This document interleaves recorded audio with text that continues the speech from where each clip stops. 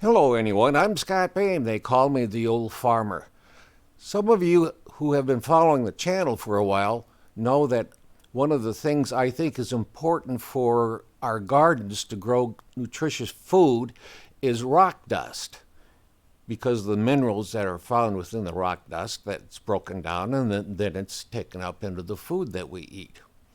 Well, there's a Dr. August Dunning, and the topic that he's talking about is habitat crisis. That's the name of his lecture, and it's about 1 hour long. I'll give you a little taste of it, but I want you to go over to Suspicious Observers and watch the 1 hour video.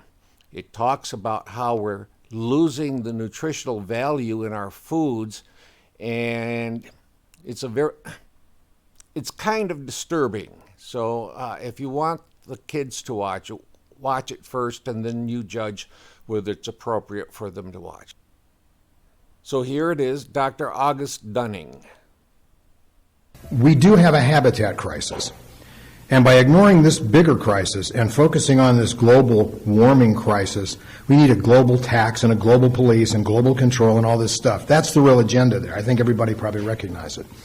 So we have some real threats. We have nutrient-empty food, we have a chemically contaminated biosphere, we have genetically modified organisms, government-sanctioned biotech experiment, and artificial intelligence. And we know that something is terribly wrong with the food these days.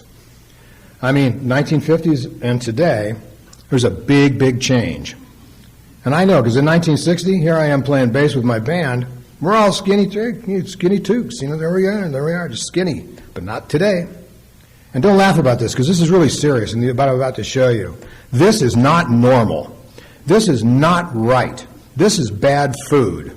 These people are suffering from bad food, from bad lobby groups that own politicians that allow this to happen. This insane level of obesity in the population, and in particular children. They're going to be diabetics their whole life. That's very, very concerning. And how are these clues connected?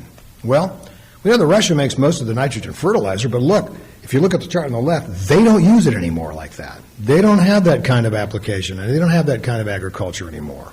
That's since the 90s or 93. However, other countries are. And if you'll notice, where the nitrogen's used, this soil is damaged.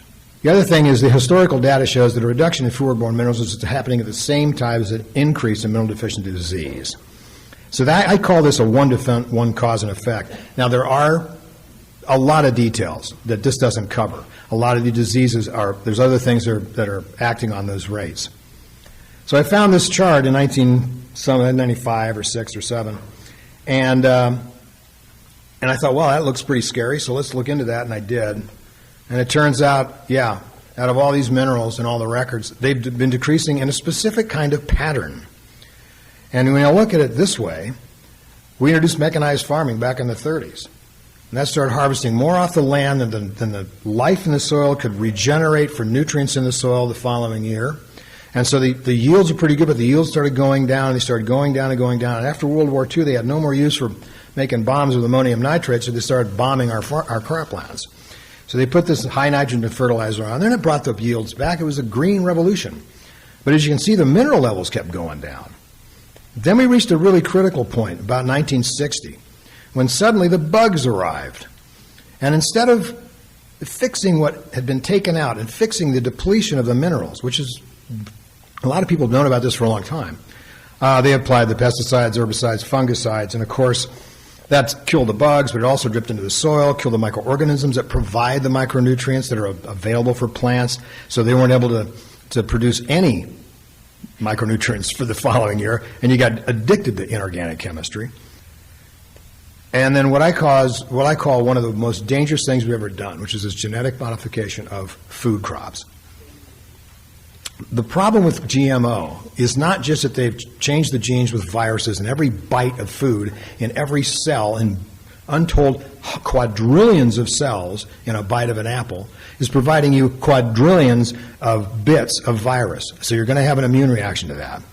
So these are immune reaction foods. You can't wash them off.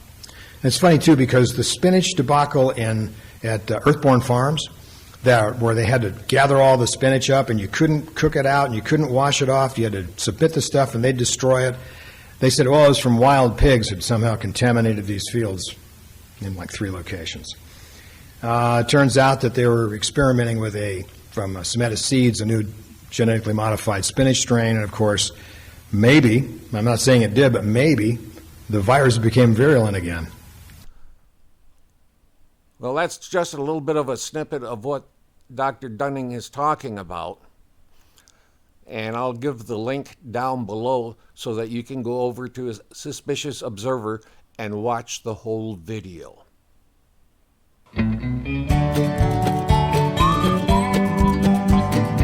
Before we go, it's important to quickly mention for all who are visiting to subscribe, ring the bell, leave a comment, and share with friends and family.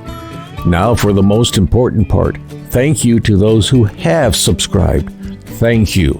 And yes, thank you to those who are visiting. We value you too. We're trying to reach 1,000 subscribers so that we may receive a pittance from YouTube to cover expenses. We replaced 1 camera, tripod, and bought a water-cooled editor for video production, plus all the tools we review. So if you could help us reach that 1,000 subscription point, thank you. Well, this is the old farmer Scott Boehm. Be well, be safe, and be kind to someone. Don't forget to click like and click subscribe on the Old Farmer YouTube channel. And thanks again for watching. Bye.